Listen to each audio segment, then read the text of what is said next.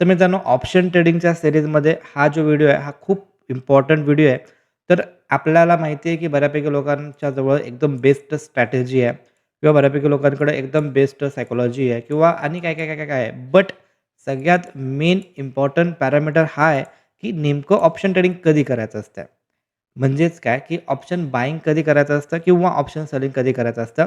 का जनरली आपण दररोज ऑप्शन बायिंग करू शकतो का? तर त्याच्यामध्ये काय प्रॉब्लेम आहेत, काय त्याचे फायदे आहेत, काय त्याचे तोटे आहेत. तर त्या दोन्ही गोष्टी आपण बघणार आहे ह्या व्हिडिओमधून. बिकॉज मोस्ट ऑफ जे पण लोकं त्यामध्ये प्रॉब्लेम येतात लोकांना ट्रेडिंग करताना, ऑप्शन ट्रेडिंग करताना, ते त्याचमुळे येतात बिकॉज त्यांना हेच माहिती नाही आहे, की ऑप्शन ट्रेडिंग दररोज करायचं असतं किंवा ऑप्शन बायिंग दररोज करायचं असते. तर खूप साऱ्या गोष्टी आहेत.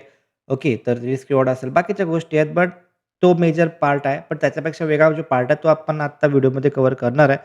तर व्हिडिओला लास्टपर्यंत जरूर बघा आणि व्हिडिओ कुठे पण आवडला तर डेफिनेटली कमेंट करायला विसरू नका. बिकॉज तुमचे जे कमेंट्स असतील, त्याच्यामुळं YouTube अल्गोला समजतंय, की काहीतरी इम्पॉर्टंट गोष्टी याच्यामध्ये आहेत. ओके, आणि लाईक पण करायला विसरू नका. चला तर आपण स्टार्ट करूया.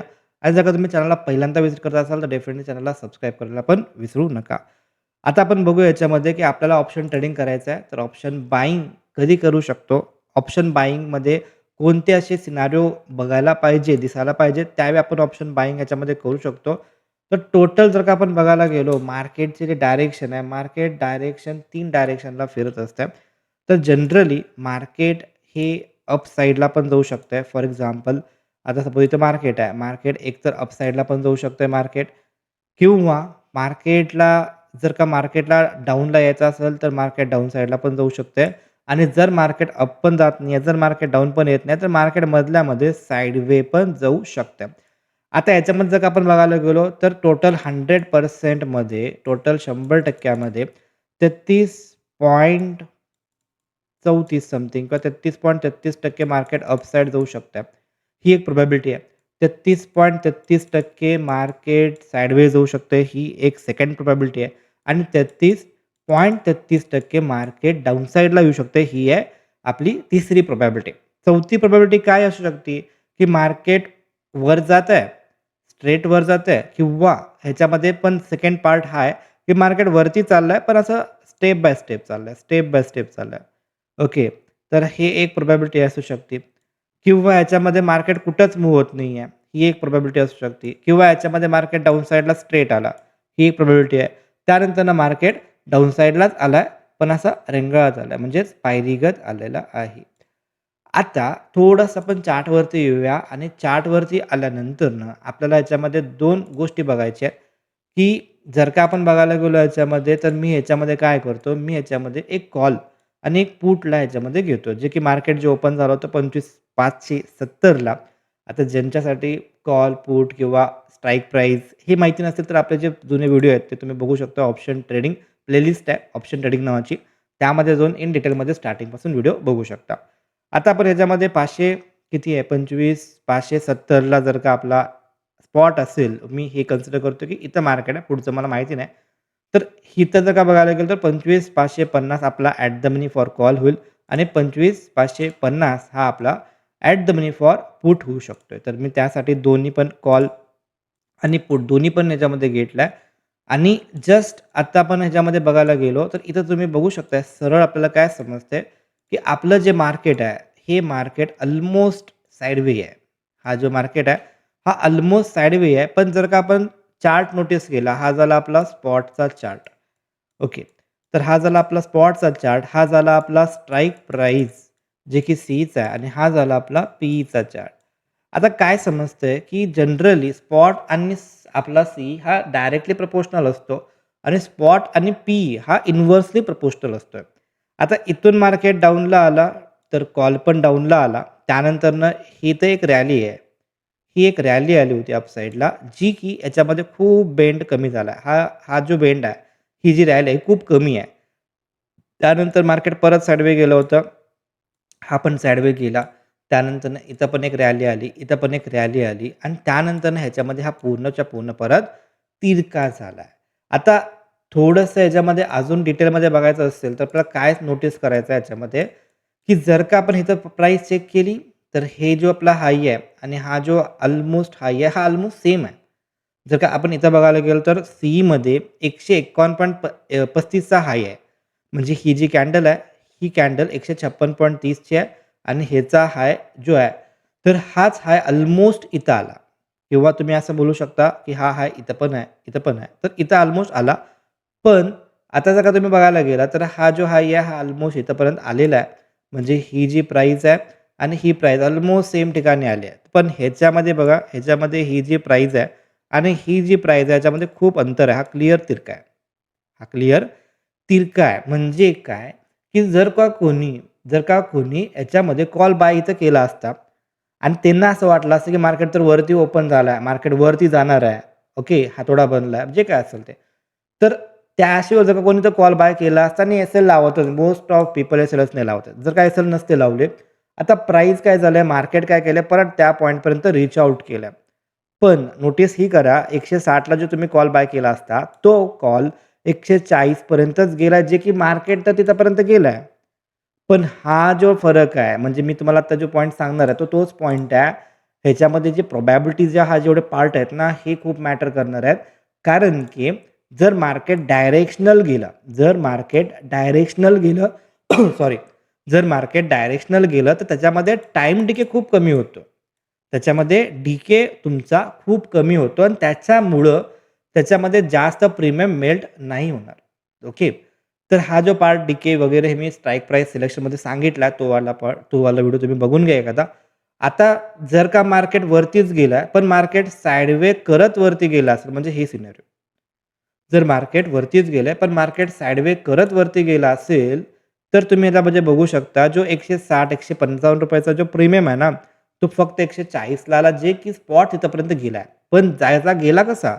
गेला तो साइडवे करून गेला. तर साइडवे करून जर का कुठला किंवा साइडवे करून जर का मार्केट जर का अप डायरेक्शन जात असेल, तर त्या ठिकाणी तुम्हाला सगळ्यात बेस्ट सिनारिओ हा राहू शकतोय, की ऑप्शन बायिंग तुम्हाला तिथं करायचं नाहीये.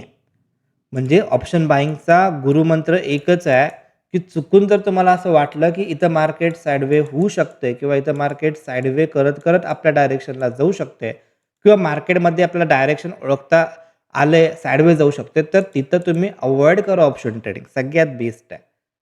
जर का तुम्ही त्याच्यामध्ये वेगळा पार्ट आहे रिस्क रिवॉर्डचा. ओके, तो नंतरचा पार्ट आहे. बट जर का तुम्हाला हे कळालं, की इथं मार्केट जास्त फिरायची प्रोबॅबिलिटी कमी आहे, तर अननेसेसरी त्या मार्केटला बघत बसला, तर ते तुम्हाला बोलवणार. त्यानंतर त्याच्यामध्ये तुमचे ट्रेडिंग होईल, बाय होईल, सेल होईल, सगळ्या गोष्टी होत जातील. आणि त्याचा रिझल्ट काय होईल? रिझल्ट एकंदरीत ओव्हरऑल लॉसमध्ये जाऊ शकतो. आता सेकंड पॉइंट कुठे आहे? आता हे याच्यामध्ये एंट्री पण मॅटर करते. असं नाही की मार्केट साइडवे माझे ट्रेड नाही झाले. ऑब्व्हियसली मी पण ट्रेड केला होता. तो पण व्हिडिओ आहे त्याच्यामध्ये.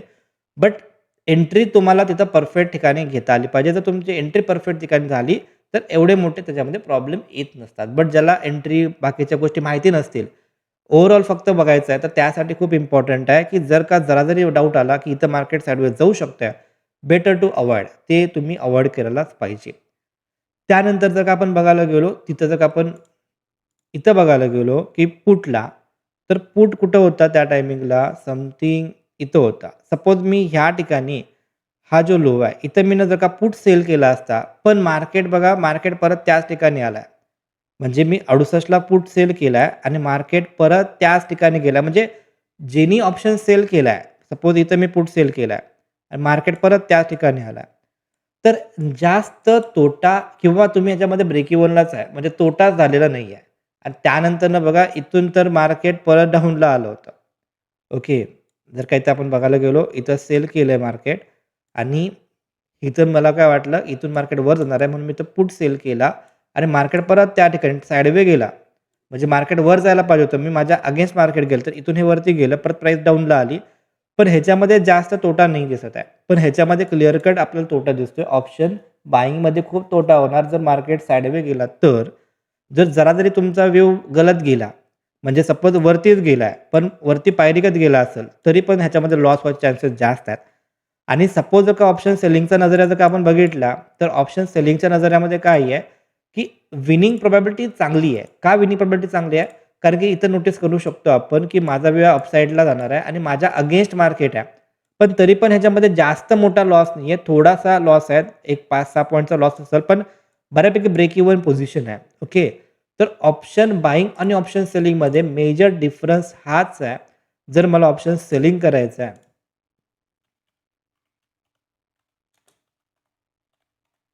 ऑप्शन सेलिंग करायचं आहे, तर त्या टायमिंगला मला ओन्ली माझं डायरेक्शन माझं डायरेक्शन जर का मला समजलं, की मार्केट हा एक लेव्हल आहे, ह्याच्यावरती राहू शकतोय. मग ते कसा राहील मला माहिती नाही. मार्केट ह्या 2 रेंजच्या मध्ये राहू शकतोय. मग तो कसा राहील?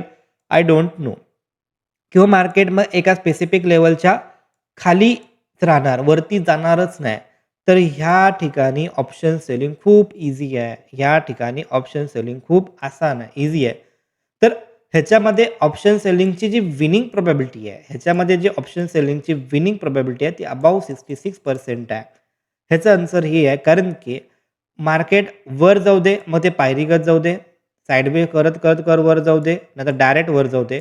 ऑप्शन सेलरला फायदा होणार. मग तोटा कुठं होणार आहे? फक्त जर का मला वाटलं मार्केट वर जाणार आहे आणि मार्केट सपकन खाली आला, तर त्याच ठिकाणी आपला लॉस होऊ शकतो. जर मला वाटलं की मार्केट ह्याच्यावरती जाणार नाहीये किंवा ह्याच्या खाली जाणार नाहीये, तर इथं मार्केट जर का राहिलं, तर ह्या ठिकाणी पण ऑप्शन सेलरला फायदा होऊ शकतो. त्यानंतरनं मार्केट वाटलं की मला वरती जाणार नाही, पण मार्केट खाली गेलं, तरी पण मला फायदा होऊ शकतो. जर मी तो कॉल सेल केला आणि मला वाटलं की मला मार्केट डाऊन येणार आहे आणि मार्केट डाऊन आला, तरी पण इथं मला फायदा होऊ शकतो. मी जर का कॉल पण सेल केलाय, पुट पण सेल केलाय आणि त्याला बघत बसलो आणि मार्केट त्याच रेंजमध्ये राहिला, तरी पण मला फायदा होऊ शकतो. फक्त एक ठिकाणी तोटा होईल जर का माझ्या अगेन्स्ट कुठेतरी मार्केट गेलं तर. ओके. आणि सपोज जर का मार्केट मला वाटलं वरतीच जाणार आहे आणि वरतीच गेलं आणि मार्केट खाली आलं नाही, तर त्या ठिकाणी मला फायदा होऊ शकतोय. म्हणजे ऑप्शन सेलिंग करायचं असेल, तर जास्त डोक्याचा भेळपुरी नाही होत आहे. ह्याच्यामध्ये ऑप्शन सेलिंग खूप ईझी आहे. पण त्याचा तोटा काय आहे? तुम्हाला जो पर्सेंटेज ऑफ आर-ओ-आय जो भेटतोय, तो खूप कमी भेटतोय compare to option buyer. Second thing आहे, की त्याच्यामध्ये कॅपिटल खूप हेवी लागतं. तुम्हाला जर का 1 लॉट जर का ट्रेड करायचा असेल, तर तुमच्याकडे कमीत कमी 3 ते 4 लाख रुपयाचं कॅपिटल पाहिजे. बिकॉज एक्स्ट्रा मार्जिन लागते, कधी-कधी ॲडजस्टमेंट करावी लागते. त्यासाठी थोडेसे फंड एक्स्ट्रा गरजेचं आहे. आणि तेवढ्या पैशामध्ये तुम्हाला जो फायदा होणार तो 1000, 2000, 3000 च्या आसपासच होत असते. जास्ती फायद्याची अपेक्षा ऑप्शन सेलरमध्ये थोडी कमी राहते. ओके. तर ऑप्शन सेलरच्या दृष्टिकोनातून ऑप्शन सेलिंग खूप सोपं आहे. कारण की त्याच्यामध्ये डायरेक्शन पिक करणं हे आसान असतं. म्हणजे की एकतर ह्याच्यावरती जाईल किंवा एकतर ह्याच्या खाली जाईल. हे डायरेक्शन पिक करणं खूप सोपं असतं आणि त्याच्यामुळं ऑप्शन सेलरचं विनिंग प्रोबॅबिलिटी ही जास्त आहे. Compare to option buying. फक्त तोटा काय मग एवढ्या लोकांचा प्रॉब्लेम काय? कारण की कॅपिटल मेन प्रॉब्लेम तिथे आहे. 5-5, 10-10 लाख रुपये कॅपिटल यूज करून 2000-3000 कमवायची मेंटॅलिटी थोडीशी कमी आहे. ओके.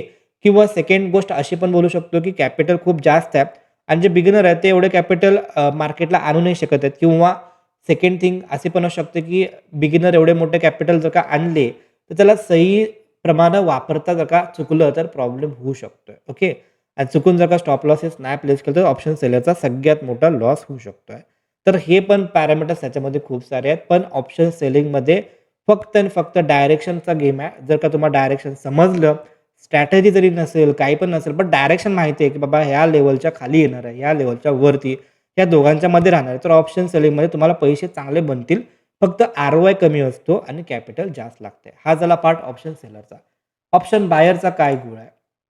तर ऑप्शन बायिंग करतोय, तर तुम्हाला कंपल्सरी विनिंग प्रोबॅबिलिटी खूप कमी आहे. विनिंग प्रोबॅबिलिटी फक्त 33% आहे. कारण की मार्केट वर जाईल का मार्केट वरती पायरीगत जाईल का मार्केट साइडवेज जाईल हे माहिती नाहीये. ओके. फक्त मार्केट तुम्हाला पैसे कमवून देते फक्त ह्या ठिकाणी. फक्त हे जे डायरेक्शन आहे, की बाबा सरळ मार्केटवर जाईल. तर समजून जा, की त्या ठिकाणी तुम्हाला फायदा व्हायचे चान्सेस खूप जास्त आहेत. तर नोटीस करण्यासारखं आहे. तुम्ही कुठले पण तुम्हाला होमवर्क आहे. तुम्ही कुठला पण चार्ट बघा. निफ्टीचा बघितला तर 5 मिनिटाचा कोणता पण चार्ट एका महिन्याचा बघा आणि त्याच्यामध्ये चेक करा, असे किती डेज आहेत, की जिथं मार्केट हे जे डायरेक्शन आहे ना, हे डायरेक्शन सरळ वरती किंवा असं सरळ खालती गेलंय. ओके. असं म्हणत नाही, की मी सरळ जायला पाहिजे 100-200 point. No. But at least 60 point Nifty गेलाय, 70 पॉइंट गेलाय, 100 पॉइंट गेलाय, 200 पॉइंट गेलाय. असे किती गेले तुम्ही चेकआउट करा. तेवढ्याच सेशनला ऑप्शन ट्रेडिंग जर का तुम्ही चांगल्या प्रकारात करत असाल, 1:4, 1:3, 1:2 असं करत असाल, तर त्यामध्ये तुम्हाला फायदा होत असतोय. जर तुम्ही असं करताय स्कॅल्पिंगसारखं करत असाल, तर डझंट मॅटर त्यासाठी मी बोलतच नाहीये. बिकॉज स्कॅल्पिंग खूप रिस्की टूल आहे आणि ज्यांना पण वाटते की स्कॅल्पिंग खूप सोपं आहे, असं नाही आहे. स्कॅल्पिंग हे दोनधारी तलवार आहे. कधी तोटा होईल, कधी फायदा होईल. बट ज्या टायमिंगला तोटा झाला आणि सायकॉलॉजी चुकून जर डिस्टर्ब झाली, कॅपिटल संपायला वेळ नाही लागत आहे. तर त्यासाठी तुम्ही त्याच्या नादाला लागूच नका बिगिनर असाल तर. बेस्ट थिंग हीच आहे, जर आपल्याला ट्रेडिंग चांगल्या प्रकारे करायचं आहे, तर पहिल्यांदा रिस्क रिवॉर्ड खूप मॅटर करतो. मिनिमम 1:3 प्लॅन करू शकता किंवा 1:3 ठेवला आणि ट्रेलिंगमध्ये 1:1 भेटला, नो प्रॉब्लेम. 1:4 ठेवला, ट्रेलिंगमध्ये 1:1 गेला, तरी पण काही अडचण नाही. ब्रेक इव्हन गेला, तरी पण काही प्रॉब्लेम नाही आहे. पण कमीत कमी जे रिस्क रिवॉर्ड आहे ना, ते एवढं ठेवा किंवा स्पॉटप्रमाणे 1:2 पण चालते, तर ते पण फॅक्टर आहेत. त्या प्रमाणात क्वांटिटी सिलेक्शन असते, तर ते पण गोष्टी तो पार्ट पूर्णच्या पूर्ण वेगळा आहे. तर इम्पॉर्टंट हे आहे ऑप्शन बाय कधी करायचा, ऑप्शन सेल कधी करायचा. सेलिंग तर खूप सोपं आहे. बायिंगमध्ये प्रॉब्लेम आहे. बायिंगमध्ये डायरेक्शन पिक करणं ओळखता आलं पाहिजे. जर का तुमचं डायरेक्शन पिकिंग खूप चांगलं असेल, जर का तुम्हाला ते जमलं, तर मग तुम्ही ऑप्शन बायिंग खूप ईझी प्रकारे करू शकता. मग तुम्हाला समजेल की आपण दररोज ऑप्शन ट्रेडिंग नाही करू शकत आहे. त्यासाठी स्पेसिफिक सिनारिओ बनला पाहिजे. त्यासाठी स्पेसिफिक डेज यायला पाहिजेत. त्यावेळी तुम्हाला चांगल्या प्रकारचं ऑप्शन बायिंगमध्ये पैसे भेटतात. कारण की ऑप्शन बायिंगचा फायदा तोच आहे. कॅपिटल कमीमध्ये पण चांगले पैसे रिटर्न भेटतात. तुम्हाला फक्त पॉइंट्सवरती फोकस द्यायचा आहे, ना की क्वांटिटी. जर का तुम्ही क्वांटिटीच्या बेसवरती गेला, तर तिथं प्रॉब्लेम येणार. तर पॉइंट्सवरती फोकस द्या. पॉइंट जेवढे जास्तीत जास्त घ्यायचा प्रयत्न करा. रिस्क रिवॉर्ड चांगला ठेवा आणि डायरेक्शन पिक करता आली पाहिजे. त्यासाठी जर का तुम्हाला स्वतःला येत असेल, तर नो प्रॉब्लेम. बट जर का तुम्हाला ह्या सगळ्या गोष्टी, प्रॉपर गोष्टी जर का तुम्हाला लर्निंग करायच्या असतील, शिकायच्या असतील आणि तर त्यासाठी तुम्ही आपला जो कोर्स आहे, तो कोर्स तुम्ही करू शकता, ज्यामध्ये ह्या सगळ्या गोष्टीवरती फोकस दिला जातो. तर बेसिकली बेसिकपासून ॲडव्हान्स पूर्णच्या पूर्ण हा कोर्स आहे. तर ऑप्शन ट्रेडिंगचा हा जो कोर्स आहे, तो पेड आहे. तर त्यासाठी तुम्ही हा नंबरला WhatsApp पण करू शकता, जर का तुम्हाला इन डिटेलमध्ये इन्फॉर्मेशन पाहिजे असेल तर. बट बिगिनिंगमध्ये जर का पाहिजे असेल किंवा आयडिया काहीच नाही ऑप्शन ट्रेडिंगची आणि माहिती नाही आहे, की काय प्रकार आहे ऑप्शन ट्रेडिंगचा, तर ॲटलीस्ट एवढी तरी इन्फॉर्मेशन घेऊन ठेवा, की पहिले तर हा हा रूल यूज करा, की रिस्क रिवॉर्ड फॉलो करा. कमीत कमी 1:3चा रिस्क रिवॉर्ड फॉलो करा. दुसरा नियम हा आहे, की दररोज ऑप्शन ट्रेडिंग ऑप्शन बायिंग दररोज करायचं नसतंय. कारण की दररोज मार्केट फिरत नाही. मार्केट खूप कमी डेज फिरत असते. तुम्ही स्वतःहून चेक करा, की चार्टला 5 मिनिटाचा निफ्टीचा चार्ट चेक करू शकता. किती डेज मार्केट एका महिन्यामध्ये फिरलंय. मग त्यात तुम्हाला माझा क्वेशनचा आन्सर भेटेल, की एवढेच दिवस फक्त फिरत असते. बाकी हे डेमध्ये किंवा ह्या डेमध्ये ऑप्शन बायिंग केला तर 100% नुकसानच होऊ शकतं. आता याच्यामध्ये कधी-कधी लक फॅक्टर राहू शकतो. सपोज आता मी कुणासाठी बोलतो नुकसान होऊ शकतं, ज्यांनी प्लॅन करतात 1:3. ज्यांनी 3 पॉइंट घेऊन बाहेर पडतात, कोण 7 पॉइंट घेऊन बाहेर पडते, कोण 8 पॉइंट घेऊन बाहेर पडते. ह्यांच्यासाठी मी काहीच बोलत नाही आहे. हे आउट ऑफ सिलेबस पार्ट आहे. ओके. बिकॉज असं ट्रेडिंग नाही करत आहे. आपण याला गॅम्बलिंग बोलतो. क्वांटिटी हो म्हणून घ्यायचे. नाही होत आहे. ते प्रॉब्लेम आहे. ओके. तर तिकडे आपल्याला जायचं नाही आहे. आपला फोकस एवढाच आहे, की ऑप्शन ट्रेडिंग करायचं आहे. पण कधी ऑप्शन बायिंग करू शकतो किंवा कधी ऑप्शन सेलिंग करू शकतो, तो वाला पार्ट आहे. ऑप्शन सेलिंग तुम्ही फक्त तुम्हाला डायरेक्शन कळली, मार्केट डाऊन येणार आहे, कसं येणार आहे, कुठे येणार आहे, डझंट मॅटर. तरी पण तुम्ही ऑप्शन सेलिंग करू शकता. पण जर का तुम्हाला ऑप्शन बायिंग करायचं आहे, तर कंपल्सरी तुम्हाला हे माहिती पाहिजे, की त्या पॉइंटपासून मूव्हमेंट करायचे चान्सेस जास्त आहे. सेकंड न्यू रूल हा आहे, जर तुम्ही ऑप्शन ट्रेडिंगमध्ये आहे, आता मोस्टली मी जर का ट्रेड घेतला असेल, तर माझे ट्रेलिंगमध्ये जर का तो ट्रेड गेला, तर वेगळा पार्ट आहे. But most of time average जर का बघायला गेलं, तर 10 मिनिटाच्या वर किंवा 15 मिनिटाच्या वर माझी पोझिशन नसते त्याच्यामध्ये. ओके. जर का मी एंट्री घेतली असेल, 5-10 मिनिटं वेट करतो. सपोज 5-10 मिनिटामध्ये 1:3 पण जर का येत नसेल, तर मी तिकडंच कॅन्सल करून टाकतो. नाहीतर मग ते टाईम टेकिंग होत असते. तर मोस्टली साइडवे मार्केटमध्ये मी ट्रेडिंग नाही करत आहे. जर का तुम्ही माझे लाईव्हवाले व्हिडिओ जर का बघितला असाल, तर त्यामध्ये पण समजतं. तर तिथं तोच फॅक्टर आहे. जसं की मी इथे एक ट्रेड घेतला होता हा वाला, तर इथं माझी एंट्री झाली ह्याच्या खाली जाताना. त्यानंतर इथे एक्झिट झाली. त्यानंतर इकडं पण एक क्लोजिंगला घेतला होता ट्रेड. इथे एक घेतलेला, इथे एक माझा एस-एल केला होता. पण त्यानंतर इथे एक एंट्री घेतलेली आणि इथे एक्झिट केला. म्हणजेच काय, की ह्याच्यामध्ये हे दोन्ही ट्रेडचे व्हिडिओज आहेत YouTubeला तुम्ही बघू शकता तिथं. तर ह्याच्यामध्ये एकच आहे, की एवढा वेळ ते थांबलं होतं. एवढा वेळ मला कळालं होतं, की इथं मार्केट फिरणार नाही आहे किंवा ह्याच्या एरियामध्ये मार्केट साइडवेज जाणार आहे. तर मी तर लक्षच दिलं नाही. ओके. त्यावेळी अव्हॉइड केला. ज्यावेळी वाटलं, की इथून हा फुटू शकतो, प्लॅन केला. ओके. तर ऑप्शन बायिंग करायचं असेल, तर त्याच ठिकाणी करायचं जिथं की मोमेंटमची प्रोबॅबिलिटी जास्त आहे. जर इथं मोमेंटम येणार नाही आहे आणि जर का मी इथं आपला टाईमपास इथं ट्रेड मारला आणि जर का हा डायरेक्शन नाही गेला, अगेन्स्ट गेला, तर हा जो डीके आहे ना, हा डीके होतो आणि मग तुम्हाला त्याच्यामध्ये ऑप्शन ट्रेडिंगमध्ये मोठ्या प्रमाणात नुकसान होऊ शकते. तर ते जर का अव्हॉइड करायचं असेल, तर पहिल्यांदा तुम्हाला ऑप्शन ट्रेडिंग कधी करायचं, ऑप्शन बायिंग कधी करायचं आणि ऑप्शन सेलिंग कधी करायचं, हे वाला पॉइंट माहिती पाहिजे. तर जनरली ऑप्शन बायिंग करायचं तर डायरेक्शन माहिती पाहिजे, की बाबा ह्याच्या खाली गेलं तर स्ट्रेट खाली येणार आहे. तर त्याच वेळी करू शकतो. जर का मला वाटलं की हां, इथून सरळ वरती जाऊ शकतोय का थोडं पायरी घेत जाऊ शकतोय, तर तिथं थोडीशी रिस्क घेऊ शकतो किंवा नाही करायचा किंवा करायचा असेल तर ऑप्शन सेलिंग प्लॅन करायचा. तर हे वाले सगळे सीन आहेत. ओके. जर का व्हिडिओ आवडला असेल तर डेफिनेटली लाईक आणि शेअर करू शकता. भेटू आपण नेक्स्ट व्हिडिओमध्ये. तोपर्यंत जय हिंद, जय महाराष्ट्र.